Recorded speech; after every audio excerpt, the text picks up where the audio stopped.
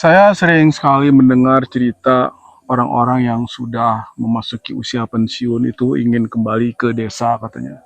Hidup di desa dengan tenang dan sebagainya dengan bekal honor pensiun atau ada sedikit bonus dari kantornya atau apalah namanya. Maka dia kembali ke desa untuk memulai hidup baru dengan cara yang baru. Nah, saya coba melakukan itu beberapa tahun yang lalu, tepatnya 2 tahun yang lalu ya.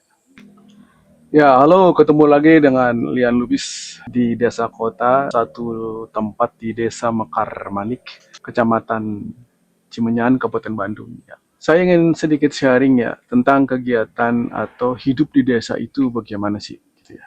Saya melihat orang-orang di desa ini tidak melulu mengandalkan hidupnya itu dari hasil bumi atau pertanian atau peternakan mereka. Karena itu lama sekali untuk mendapatkan uang dari situ ya. Misalnya yang pernah saya coba ya, untuk tomat saja, itu perlu 3-4 bulan untuk panen. Nah, selama itu kita perlu uang. Untuk ayam, itu juga perlu beberapa bulan untuk dipanen dan selama itu kita perlu uang. Begitu banyak ayamnya juga dijual cepat habis dan kita harus berternak lagi. Jadi perlu jumlah tertentu agar itu jadi kontinu bisa dipakai hasilnya. Dan pada kenyataannya dengan luas yang sedikit-sedikit, ya hanya 101 meter yang mereka punya, sewa tanah yang lain, itu tidak bisa mencukupi kehidupan mereka sendiri. Dan akhirnya harus pergi ke kota atau bekerja sebagai buruh tani untuk mendapatkan uang harian atau buruh bangunan. Itu yang terjadi di desa-desa di sini ya kebanyakan ya. Kecuali yang punya punya warung, buka warung, punya grosir, punya toko-toko sedikit atau kios-kios sedikit, tapi tetap juga dia harus berkegiatan seperti itu. Jadi tidak bisa melulu mengandalkan hasil bumi di desa. Dan saya pernah mencoba itu. Gitu. Tidak ada yang sama sekali bisa menghasilkan. Impas saja sudah cukup.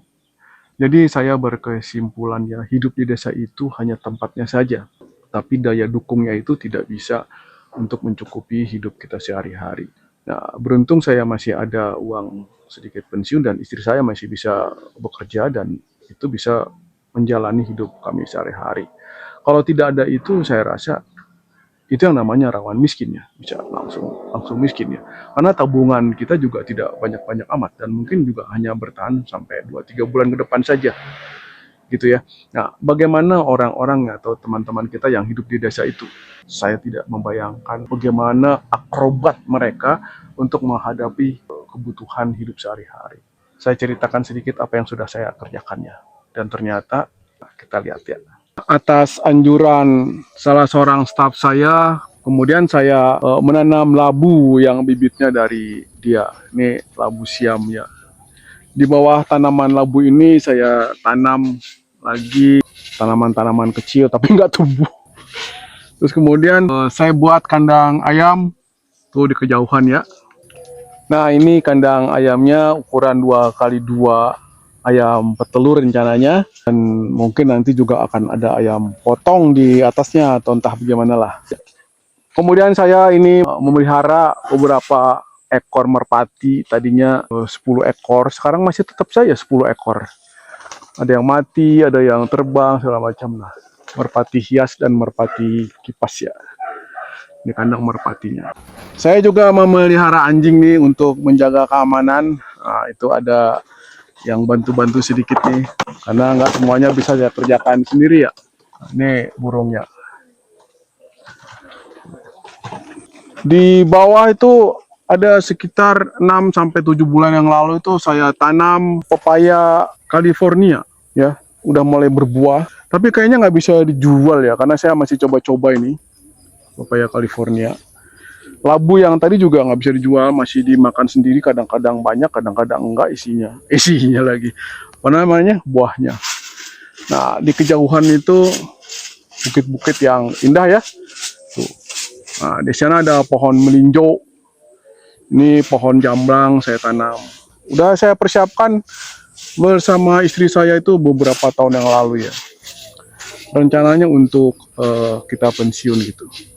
Kalau dilihat dari atas sedikit seperti ini, bentang tempat tinggal saya rencananya untuk pensiun. Ini sebenarnya nyonya gitu ya. Ini sebenarnya kami bangun untuk penginapan ya. Seminggu sekali ada yang menginap di sini. Kita buka Airbnb ya. Ini penginapannya ya. Tuh seperti ini. Atasnya ada pohon kersen. Ya. Memelihara ayam, memelihara itik, memelihara burung, kemudian bebek sudah saya pelihara. Kemudian beberapa komoditas tanaman tuh juga saya tanami, mulai dari tomat, sekarang terakhir labu, cabai, kemudian kol dan sebagainya, kacang panjang, terus kemudian kacang tanah, semua saya tanami. Tidak ada yang profit di situ. Jadi plus-plus saja semuanya. Dan kemudian saya berkesimpulan, hidup di desa itu ternyata tidak bisa menyokong hidup kita kalau kita tidak ada dana pensiun. Ya, jadi saya nggak kepikir orang-orang di desa itu atau teman-teman kita di desa itu bisa hidup dengan dia bertahan di desa. Dan ternyata setelah saya telusuri ya, mereka itu juga bekerja ternyata. Bekerja di rumah-rumah orang di kota, kemudian bekerja bangunan, bekerja buruh tani. Mereka tetap melihara hewan-hewan ternak seperti saya gitu, tapi tidak menghasilkan apa-apa. Itu lebih kepada hobi ya. Nah, jadi ketika saya melihat banyak sekali di YouTube atau di konten-konten yang lainnya itu tentang keberhasilan hidup di desa dengan tenang dan nyaman, itu saya kadang berpikir, bagaimana ya caranya ya, seperti itu ya. Karena pada kenyataan saya tuh masih tetap ke kota dan tetap mencari pekerjaan di kota, tetap menghidupi istri dan anak-anak saya, masih ada yang satu kuliah ya. Itu masih harus bekerja dan istri saya pun harus bekerja, tidak bisa juga tidak bekerja. Dan karena apa? Karena listrik juga cukup mahal ya, untuk luas yang sekitar ini listrik cukup mahal. Mungkin ini disclaimer ya, kalau diperkecil mungkin bisa jadi murah ya.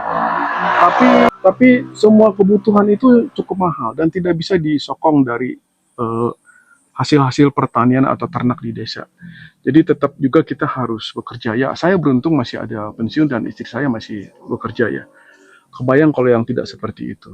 Jadi barangkali teman-teman bisa ceritakan kepada saya, bagaimana cara mensiasati hidup di desa dengan atau tanpa uang pensiun, agar kita tetap bisa bertahan hidup di saat ini. Karena untuk berternak itu perlu jumlah yang sangat besar agar bisa dijual secara rutin.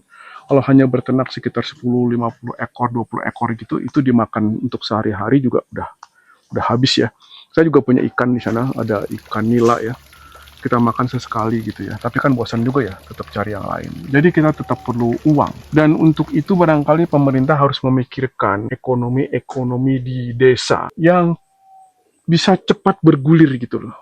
Ya, tidak hanya mengandalkan pada pertanian. Saya nggak tahu, saya coba pengen jalan-jalan juga ya ke daerah-daerah lain di Vietnam atau di mana gitu. Apakah masyarakat di desanya itu bisa hidup dari kehidupan dia di pedesaan itu. Gitu ya. Jadi saya sering mendengar cerita sukses di desa itu hanya di YouTube ya, di langsung lihat ke lapangan saya belum pernah melihatnya. Dan saya mempraktekannya sendiri nggak bisa. Nggak bisa ya, nggak bisa seperti itu. Ini barangkali hanya untuk saya sendiri ya.